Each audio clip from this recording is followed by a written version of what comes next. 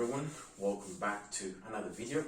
I'm a physical therapist, and in this video I'm going to show you 5 tips through which you're going to be able to start doing squats properly and how to perform them correctly.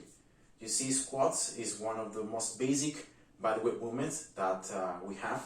It's just a motion where from a standing position we're going to simulate as we're sitting down on a chair or something, and then we're going to just go back again.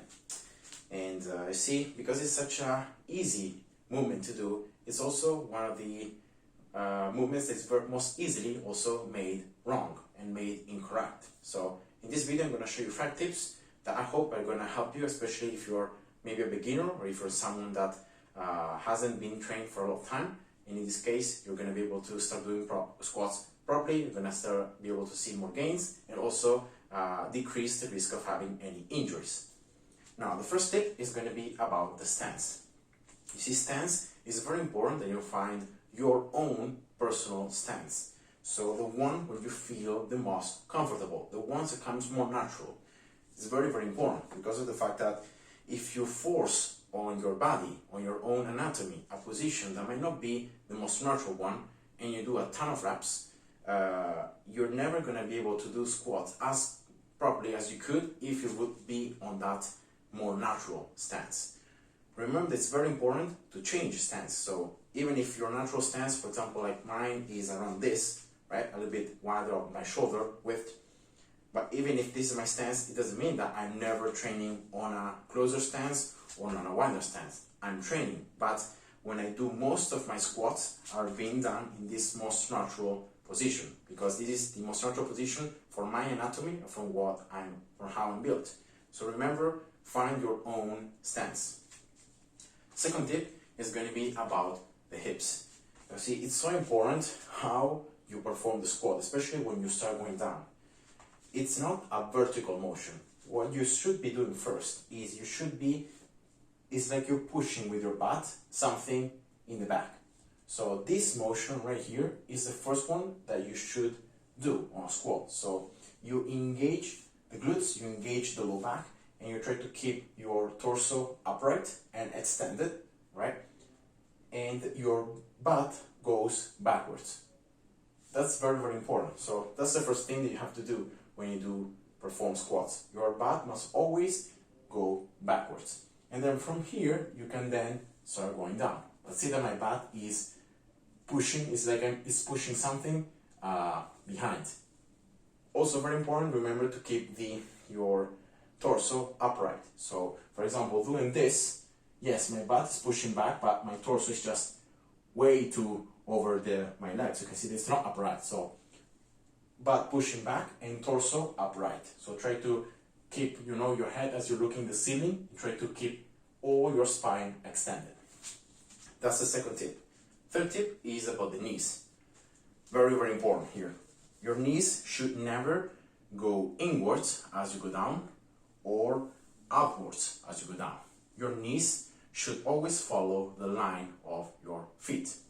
So remember to always place your feet slightly upwards, because this is a more external rotated position from the hips especially, so that there are no impingements. And your kneecaps, right, if you take as reference your kneecaps should always fall. If you imagine a line from your kneecap that goes vertically downwards, your kneecap should always fall between your fingers, right, between your second and third finger. That's what it should be doing. So if your knees are inwards like this, see that my kneecap here is way inside, so that's not good. And if I do squats like this, see that my kneecap here is falling upwards, so that's not good. So remember to just look here at your kneecaps and try to always make this line in which your kneecaps are exactly above your feet, between your fingers. So the kneecap here is this bone on the front part of the knee. So that's how you can judge and you can keep your knees in a good position. This is very important because if you have this inwards position or this outward position, you might be placing your hips and your knees in an awkward position that may lead, if you do many squats like this, it may lead to some imbalances and some injuries. So remember to avoid that.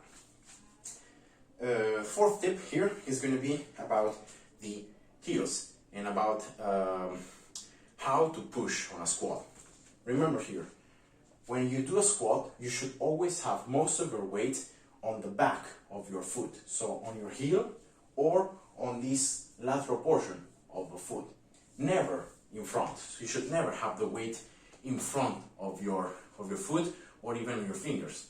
So when you do squats, remember butt, remember the knees, remember the upright torso, and remember the stance, and then remember about not lifting up the heels. You see, because if you lift up the heels, you switch all your body forward and it becomes a little bit easier to stay upright. But see that my knees are way over my toes. That is not a bad thing if it's biomechanically and if it's just a little bit, but if it's way too much, I'm applying too much pressure on the knee joint, so that's bad.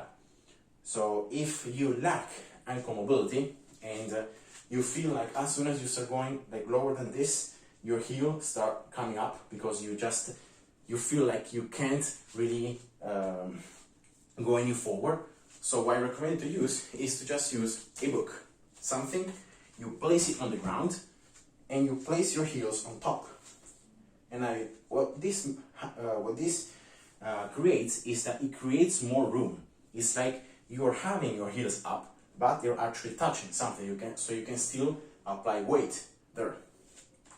And therefore, because of this, what you can do is it creates more room on your ankles, and so it's easier to keep the correct motion even if the heels are a bit up, because of the fact that you have still the heels on top of something, so you can still have pressure there.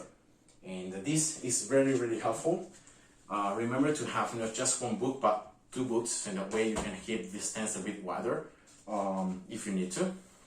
And so remember that this is a very easy trick that you can use, so in that way even if you lack a bit of mobility, you can still perform squats correctly, pushing through the heels.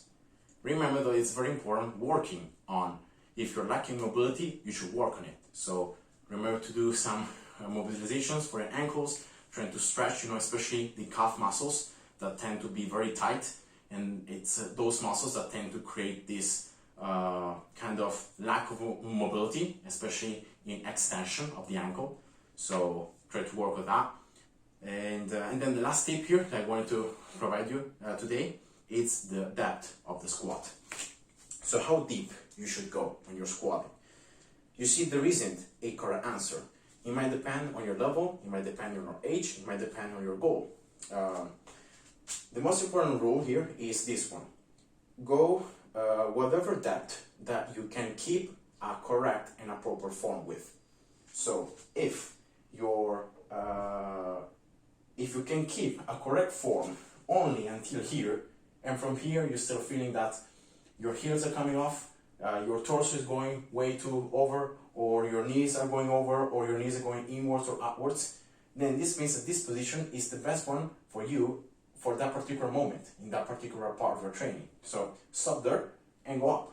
There is no need for you to force to go deeper, because you might end up just creating compensations and just doing the movement badly. So remember, good form until low as you can, and then up.